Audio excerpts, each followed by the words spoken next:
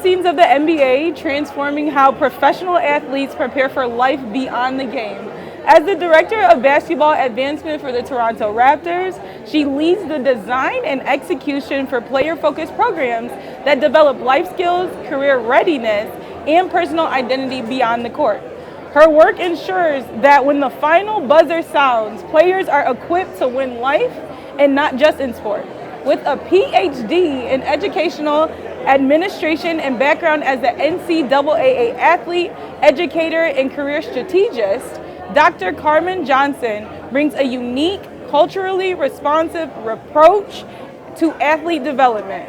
Her work has been featured across multiple platforms, including iHeartRadio's Beyond the Court podcast, where she discusses how player development translates to the universal career skills and long-term success, Get in Her Lane podcast, a powerful conversation on being a Black woman in sports, motherhood, and the parallels between athlete development and corporate leadership, and other appearances.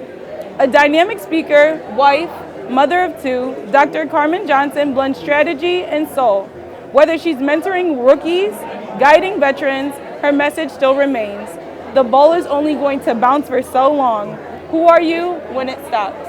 Dr. Lacee? Yes, thank you.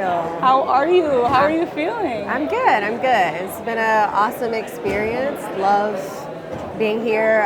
So proud of the work that it has done with Beyond the Field, and so just looking forward to continuing to network and grow with my colleagues.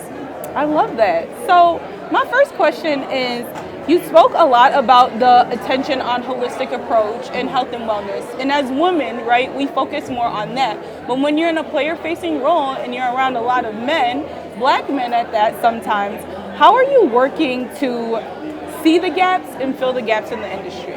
Yeah, I think as women, we just have like an innate skill, like that intuition to know when things are right and when they're not so right.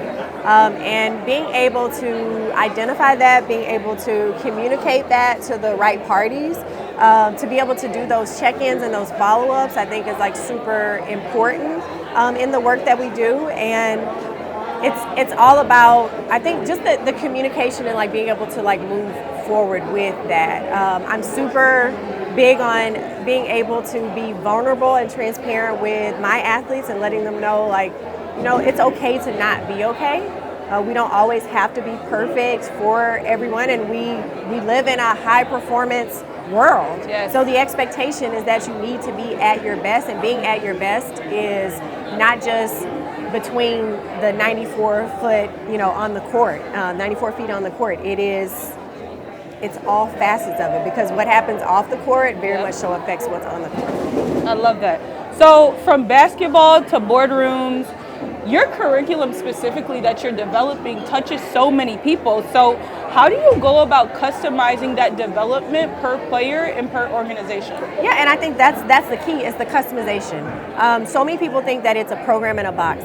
I'm going to do a program for all 18 people and all 18 folks are going to buy into it. No, if I'm doing an event, it may really cater to 3 to 5 players. And then there's some others that realize, oh, I do have an interest in this, or I'm not really interested in this, but I would like to do more of this, and is this something that you can kind of build out? Right. It's having those conversations to truly find out what they want to do, what this looks like. And when you're 18, 19 years old, a lot of times you don't know what that is. And so that customization is, let's work on just transition and how to be a professional. And then we can look at what does next look like? How can I use the current platform that I have to build on the interest that I have that's really going to set up and maybe provide passive income right now, but that's something that is my next career. Yes. And I think we talk so much about financial gain when it comes to athletes because it's such a huge space, but you open a lot about just being a Black woman in leadership and just navigating that space. So how do you really truly feel motherhood has shaped you just for a time like this in the industry? Yeah, so I think I started working with athletes before I was a mom. I think you mentioned I have 2 kids. I actually have 3. I have 3 boys. Oh, wow. So it's it's a lot of chaos in WWE, and I jokingly say I spend all of my days with them little boys, and them big boys, which are my athletes.